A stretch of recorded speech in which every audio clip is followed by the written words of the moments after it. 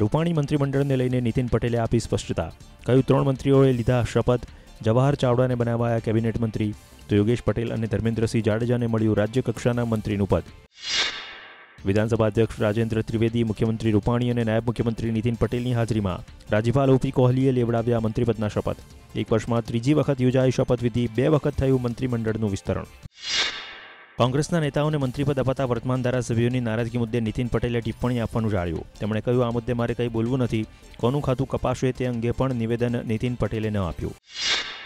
કોંગ્રેસની કોઈ નારાજગી ન હોવાની પણ અલ્પેશ ઠાકોરે કરી વાત. અલ્પેશે સ્વીકાર્યું કે એક સમયે પોતે હતા પાર્ટીથી નારાજ અને ભાજપ સાથે પણ કરી હતી વાત, પણ આખરે સત્તાનો નહીં સંઘર્ષનો રસ્તો પસંદ કર્યો.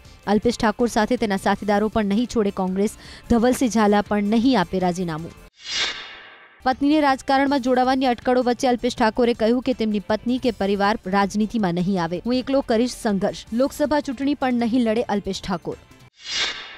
નાપાક પાકિસ્તાન નથી લઈ રહ્યો આતંકી સંગઠન જૈશ એ મોહમ્મદ સામે કોઈ પગલાં. વિદેશ મંત્રાલયનું નિવેદન. ઇમરાન ખાનના દાવાઓ સામે રવિશકુમારે કહ્યું, પાકિસ્તાન ભારત અને આંતરરાષ્ટ્રીય ક્ષેત્રે આતંકવાદી પ્રવૃત્તિ ન થાય તે માટે નથી કરી રહ્યું કોઈ નક્કર કાર્યવાહી. ભાજપ તમામ મોરચે નિષ્ફળ. કોંગ્રેસ પ્રદેશ પ્રમુખ અમિત ચાવડાનું નિવેદન. ભાજપને પોતાના કાર્યકરો કે આગેવાનો પર વિશ્વાસ નથી, એટલા માટે કોંગ્રેસને તોડે છે. ભાજપ પોતાના નામે મત મેળવી શકે તેમ નથી, પણ જનતા આપશે જવાબ.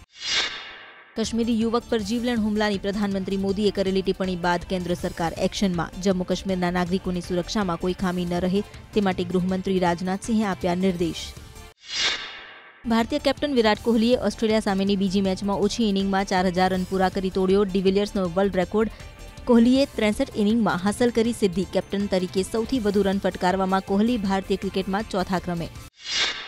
પુલવામા હુમલામાં થયેલ શહીદ જવાનોના પરિવારજનોની મદદ માટે ભારતીય ક્રિકેટરોએ મેચ ફીના 1 કરોડ રૂપિયા ડિફેન્સમાં કર્યા ડોનેટ.